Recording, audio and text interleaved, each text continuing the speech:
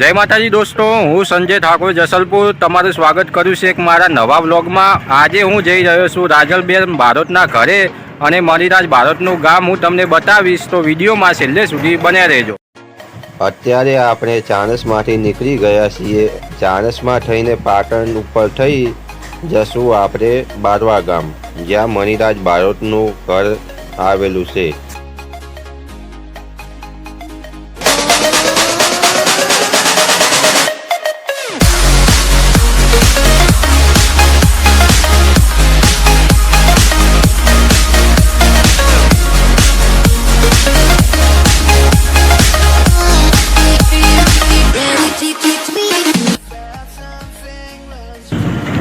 આ પાટણ સિહોરી ટ્રેન રસ્તા છે, ત્યાંથી આપણે પશ્ચિમ સાઈડ વળી જવાનું છે, આઠમની સાઈડ।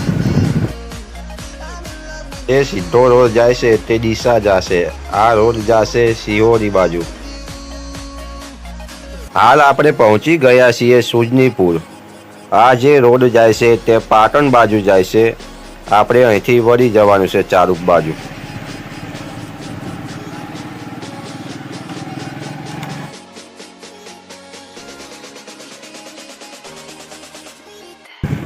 આ ચારુપ ગામમાં રોડ જાય છે, આપણે આ સાઈડ વળી જવાનું છે।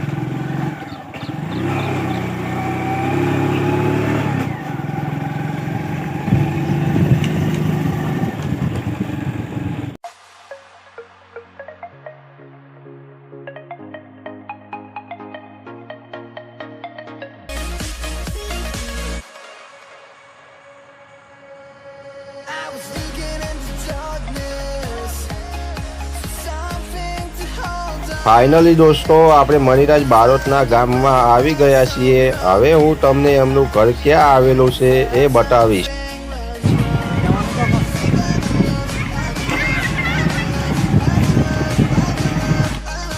સામે તમને જે ઘર દેખાય છે ધાબાવાળું, આ મણિરાજ બારોટનું ઘર છે। આ ધાબાવાળા ઘરની બાજુમાં તેઓનું જૂનું ઘર આવેલું છે, જે તેઓની યાદગીરી સાથે જોડાયેલું છે। આ ઘરની અંદર તેઓના ફોટા પણ લગાવેલા છે, એ ફોટા હું તમને બતાવીશ। આ મણિરાજ બારોટની માતાનું મંદિર છે, વાહનવટી સિગોતરમાનું। આ તેમના ભાઈ રસિકભાઈનું ઘર છે અને એમની બાજુમાં મણિરાજ બારોટનું ઘર। ઘર બંધ પડેલું છે એટલે ઘર ઉપર તાળું લગાવેલું છે। ચાલો હું તમને જાળીમાંથી અંદર મણિરાજ બારોટનો ફોટો બતાવું અને તેમના દાદીનો પણ ફોટો બતાવું। તમે સામે ખુરશી પર મૂકેલો મણિરાજ બારોટનો ફોટો જોઈ શકશો। ઉપર લખેલું છે ડાયરાનો બેતાજ બાદશાહ સનેડો ફેમ સ્વ મણિરાજ શિવરામ બારોટ।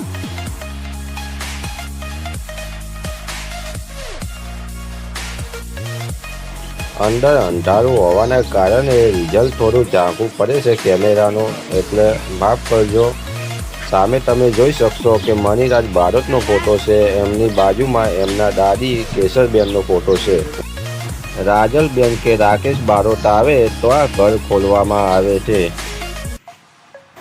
મણિરાજ બારોટનું પહેલું ગીત આવ્યું હતું તેનો ફોટો અહીં લગાવેલો છે, જેનું ગીતનું નામ હતું હાલો દશામાને ધામ।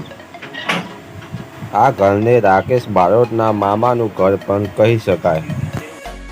મણિરાજ બારોટનું ઘર એ ખેજરિયા હનુમાનની સામે જ આવેલું છે। મેં તમને મણિરાજ બારોટનું ઘર બતાવ્યું, હવે હું તમને એમનું ગામ બતાવીશ।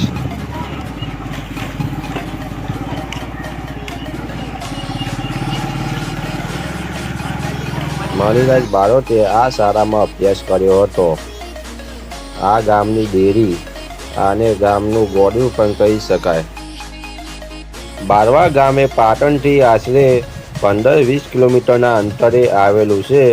વિડીયો પસંદ આવે તો વિડીયોને લાઈક કરી દો, વિડીયોને આગળ શેર કરજો અને હજુ સુધી મારી ચેનલમાં નવા હોય તો ચેનલને સબસ્ક્રાઈબ કરી લેજો, જેથી આવનારા આવા નવા વિડીયોની જાણકારી તમને સૌથી પહેલાં મળી રહે।